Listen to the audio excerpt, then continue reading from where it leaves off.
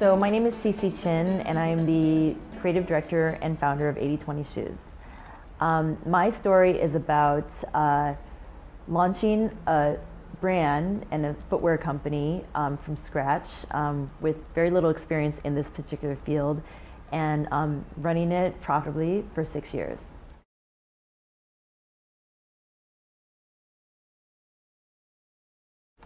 So I started out designing for some of the big brands, Michael Kors and Calvin Klein, and found this to be enormously great experiences to work with some of the masters, but I felt personally unfulfilled because I wasn't designing my own product and I wasn't running my own business. And I guess as a child I had always been independent, and I had always done things that were kind of unique to what other people were doing, and felt a kind of unbridled energy that that's the way that I was going to fulfill my career dreams. I was going to define it myself, and I was going to really pick a path that I could grow as an individual in. So with footwear, I had a vision, and I thought, like, these shoes have got to be these shoes that got to live. I need to wear them. I need other women to wear them. And it wasn't so much based on ego, it's just that I felt like my shoe could really serve as a purpose for a girl who wanted something cute, something fun, and something that she could be really active in to live the life that she wants to live. And that to me, that meant, like, she's independent, she might ride her bike over the Williamsburg Bridge, she might be a photographer or an actress, she might be in a band, she might be a writer. She's exploring a path that's uniquely her own, and I felt there needed to be a shoe that really kind of addressed that. If I didn't do this, I would regret it for the rest of my life. And the passion that I had to go above and beyond to make this happen far stretched beyond a lot of reason. And in a good way, though. I mean, and it made me really just, like, kind of take everything with extreme fervor, extreme dedication to get it off the ground, and to be tenacious in every time something ever came up.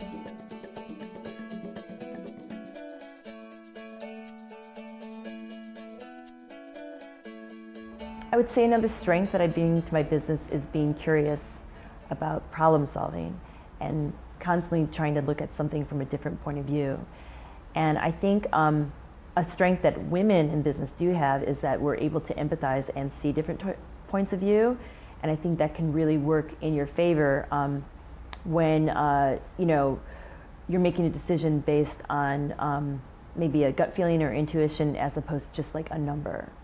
And you can't predict the future. There's so many things that are going to happen. But if you really are kind of curious about all sides of an issue, or maybe all sides of a design, it can really kind of like take you further than any sort of like linear type of path.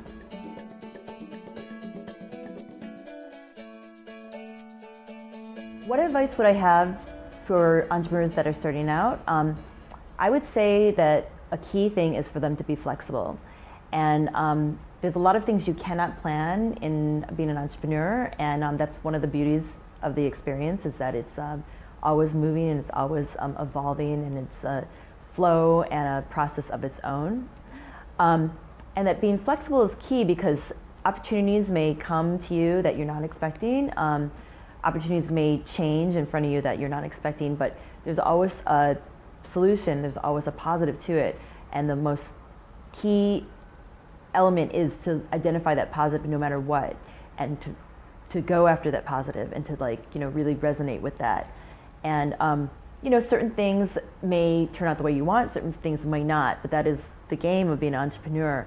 And just staying true to your core and identifying, like, the positives, and being flexible about that.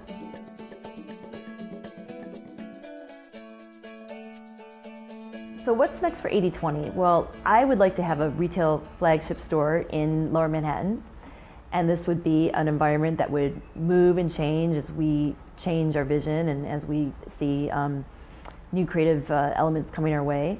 We would have limited edition product in the store that was unique just to the store, and events at the store, promotions for our brand, maybe promotions for other female businesses that we like and we'd like to include in our community. and kind of give the brand like a home, like a space that people can really identify with.